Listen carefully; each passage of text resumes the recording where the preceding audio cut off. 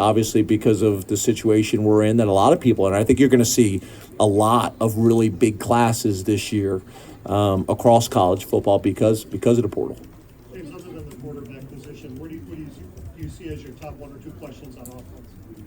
Yeah, I think on the offensive line, I still think we're going to be dependent on some young, inexperienced players, and we just need to take a next step there as a program. I think you guys have heard me say before, whether it's defense or offense, it starts up front, and we got to be more dominant and more consistent on both of our fronts, and specifically on the offensive line. So that's a question mark. And then at wide receiver, we did not play as consistent as we had played in years past last year.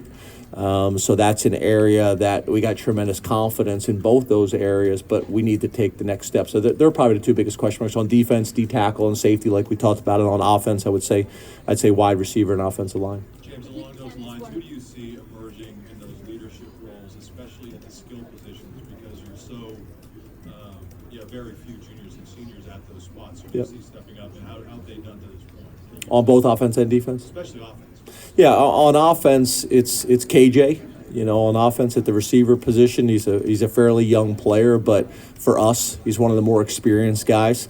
I think it also helps just based on his personality. He's got a lot of charisma. You guys have heard me say before, the only thing that's faster than KJ's feet is his mouth. So that helps. I mean, he's not afraid to kind of speak his mind and have some personality and charisma with it.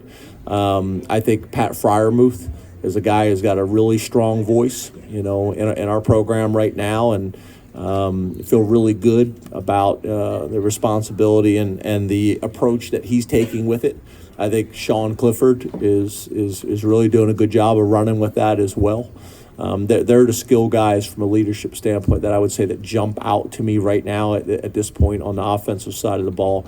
And then up front, Mennett and Fries are two guys that I think jump out to me as well. The Big Ten is becoming one of the most diverse conferences, I think, in Power 5, with incoming the first African-American Power 5 commissioner and in the coaching ranks. Do you think that the Big Ten can be on the forefront of that issue, or this will open more opportunities for others? What do you think of that?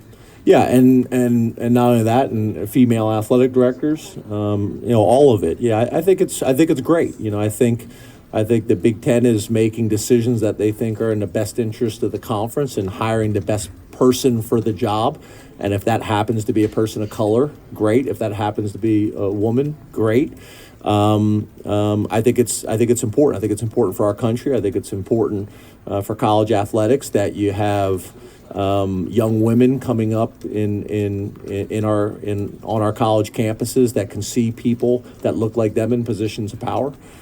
Same thing at the head football position or any other head coaching position on campus, or now a commissioner, which I think is wonderful. I think one of the things that we have to be careful is when we talk about diversity, right away everybody jumps to race, and there's so much more to diversity than just race. But yeah, I'm proud of the decisions that the Big Ten is making.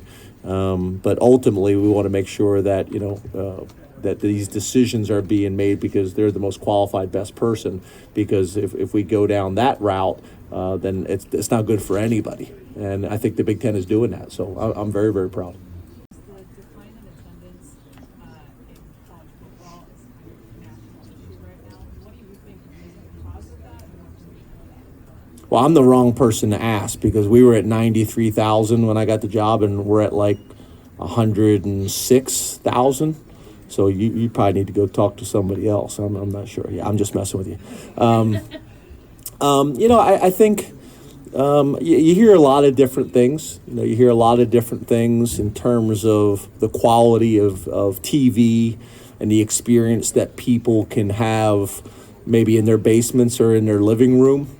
I don't know if I haven't studied it well enough, but I don't know if I buy that, and I guess what I mean by that is that, again, I know I'm biased because I'm at Penn State and that's not our issue, but I just, maybe I'm crazy, but there's nothing like going to a sporting event live, whether that is Wimbledon or whether that is Penn State whiteout, or whether that is a Yankees game or a Phillies game or a Sixers game or whatever it may be, there's nothing like being there in person and smelling the grass, or in 2019 the turf, whether that's buying a hot dog, whether that's sitting there with your daughter or your son and talking about the game and having that great family experience, whether that's interacting with other fans and those types of things. It's something I know we take great pride at Penn State is hopefully when people come to our place,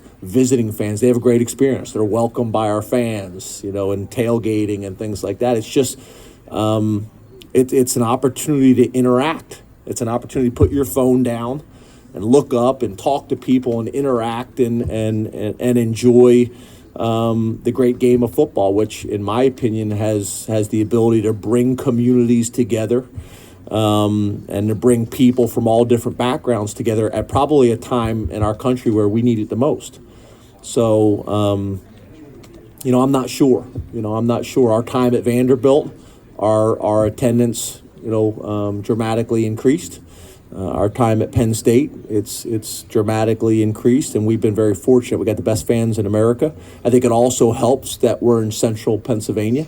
I've in my career, I've also noticed schools that are in city environments. There's a lot of competition for the entertainment dollar, whether it's pro teams, whether that is the beach, whatever it may be. So being in central Pennsylvania, I think that helps. And then we're also able to draw from Scranton and Philly and Pittsburgh and surrounding states as well. But I think that's something that I think all administrators and coaches and people are looking at is what can you do on game days to make it a safe, exciting, great family experience that people want to be a part of. So, but I was just kidding at the beginning. I was just kidding. Stinks and playing, and I think he's got a chance to have a really big year for us. Okay, do you know Ryan Day at all? Do you have any thoughts at all about the transition to Ohio State from Furman to Yeah, I've known Ryan, for a number of years. I think all the way back to when he was at Boston College, if I remember correctly.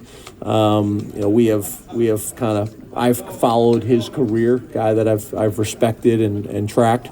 Don't know him extremely well, but know him well enough, especially professionally and a little bit personally. But I think Ryan's going to do a great job. Obviously, he's got a great job. It's nice that your first head coaching job is Ohio State. It's a pretty good situation, but he's earned it, and I think he's going to do a great job. And we look forward to competing against him and Ohio State and their program and their university. We're looking forward to that opportunity. Coach, I appreciate your mention of diversity earlier. With many LGBT athletes coming out nowadays, how would you feel, and how would you and the team and the Penn State family embrace an LGBT player coming out on your team? Yeah, I honestly feel that it would be handled extremely well. We got so many different players from so many different backgrounds. Our guys do a great job of respecting that. I think that's what's great about the game of football is you got so many different people from so many different backgrounds. How they were raised, where they were raised, religious differences, ethnic differences, rural, urban, and like your question. I think at the time I was at Kansas State when Missouri had a similar situation. One of the things I loved about that story is that was something that the team was aware of for months, and nobody else knew, and it wasn't a big deal. He was embraced and loved and supported like everybody else, and that's how it should be. So based on that experience and just based on being around college football and being around college athletes, especially probably in 2019 and moving forward, I think we're at a point where everybody has an opportunity to live their life the way they want to live their life, and you embrace it and you respect it.